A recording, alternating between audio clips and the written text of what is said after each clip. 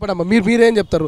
ఈ 317 జీవో వల్ల ప్రధానంగా మీకున్న సమస్యలు ఏంటి? మాకున్న సమస్యలు స్థానికత అండి. మా స్థానికతను మేము ఎలాగో ఇప్పుడు మీరు గవర్నమెంట్ వాళ్ళు ఇలా చేయడం వల్ల మా స్థానికతను కోల్పోతున్నాం. దీంతోపాటు మా పిల్లలు కూడా స్థానికంగా ఇబ్బంది పడే అవకాశాలు చాలా ఉన్నాయి. అందుకని మా సమస్యను చూసి రేపటి నుంచి మెరిట్ లిస్ట్ పెట్టారు 7,094 పోస్టులకి. వాళ్ళకంటే ముందుగా మాకు రీఅలొకేట్ చేయమని మేము కోరుతున్నాం. మీరేం చెప్తారు సార్? 2011 నుంచి జాబ్స్ లేకుండే సార్, 21లో వచ్చింది అని సంబరపడే లోపే 6 నెలలనే మమ్మల్ని మా జోన్కి కాకుండా యాక్చువల్ అన్నది ఆచారం. సో అదే ప్లేస్లో నా బర్త్ ప్లేస్లో నేను డెలివరీ అయిన హాస్పిటల్లోనే నా పోస్టింగ్ తీసుకున్నాను. చాలా హ్యాపీగా ఫీల్ అయిన 6 నెలలు ఎంజాయ్ చేసిన, రిలాక్స్ ఎంజాయ్గా. వితిన్ 6 మంత్స్లో తీసుకుపోయి నల్గొండలో వేసేసారు. 6 అవర్స్ డ్యూటీ నేను 12 అవర్స్ చేస్తున్నా. 8 అవర్స్కి 8 o'clockకి రీచ్ అవ్వాలంటే నేను అట్లీస్ట్ 5:30కి స్టార్ట్ అవ్వాలి. సో నేను 5:30కి స్టార్ట్ అయినాక మళ్ళీ ఈవినింగ్ ఎప్పుడు వస్తాను? నేను మళ్ళీ అరౌండ్ 6కి. నాకు ఉద్యోగం వచ్చిందని సంతోషపడే లోపే నా పిల్లలకు నేను దూరమైనా. వాళ్ళకి జ్వరం వచ్చిందన్న, ఆకలి అవుతుందన్న, తినబెట్టాలన్న, నా పిల్లలు 6th క్లాస్ బాబు, 4 years పాప, వాళ్ళ ఇంటికి వచ్చి లాక్ ఓపెన్ చేసుకొని అన్నం ఏముంటుందని చూసుకొని వాళ్ళకి వాళ్ళు పెట్టుకుని తినాల్సిన పరిస్థితి.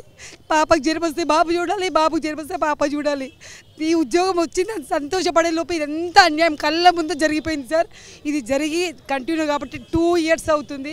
ఇంకా గవర్నమెంట్ చేంజ్ కాలేదు, వాళ్ళకి ఎన్ని వినతి పత్రాలు ఇచ్చినా అది ఫార్వర్డ్ కాలేదు. ఇప్పుడు కొత్త ప్రభుత్వం మార్పు కావాలంటే నా బిడ్డ కూడా యూట్యూబ్లో మార్పు కావాలి, తెలంగాణ రావాలి అని నినాదంతో ఇచ్చేసింది. దానికి సంతోషపడి ఇంక ఇప్పుడు వస్తుంది అనే నమ్మకంతో ఇక్కడ ఈరోజు రావడం జరిగింది. ఎస్పెషల్గా ఇప్పుడు ఎంత తొందరగా వచ్చినామంటే రేపు 30 రోజు వెరిఫికేషన్ ఉంది 7,000 పోస్టులకి.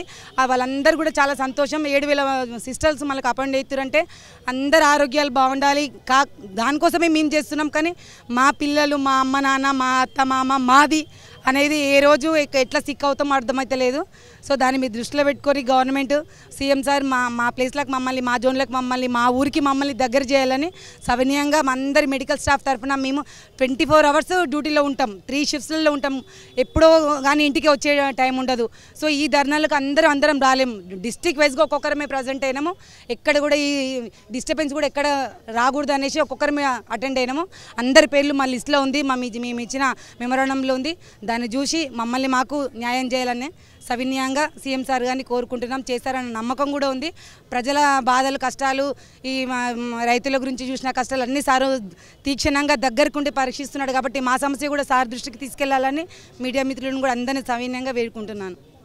ఇది కరోనా టైంలో మీకు అందరికీ తెలుసు, మెడికల్ డిపార్ట్మెంట్ వాళ్ళది ప్రధాన పాత్ర. సో ఇప్పుడు వాళ్ళ జోన్కు వాళ్ళని పంపించాలనేది వాళ్ళ యొక్క ప్రధాన డిమాండ్గా కనిపిస్తుంది. సో వాళ్ళ ట్రావెల్కే వాళ్ళ యొక్క సమయం మొత్తం పోతుంది. దయచేసి మా జోన్కి, మా స్థానిక ప్రాంతానికి మమ్మల్ని ట్రాన్స్ఫర్ చేయండి అంటూ కూడా వాళ్ళు ఆవేదన వ్యక్తం చేస్తున్నారు. దానికి సంబంధించినటువంటి ఆర్జీ వాళ్ళు ఈరోజు ప్రజావాణిలో పెట్టుకున్నటువంటి సిచ్యువేషన్ మనం చూస్తూ ఉన్నాం.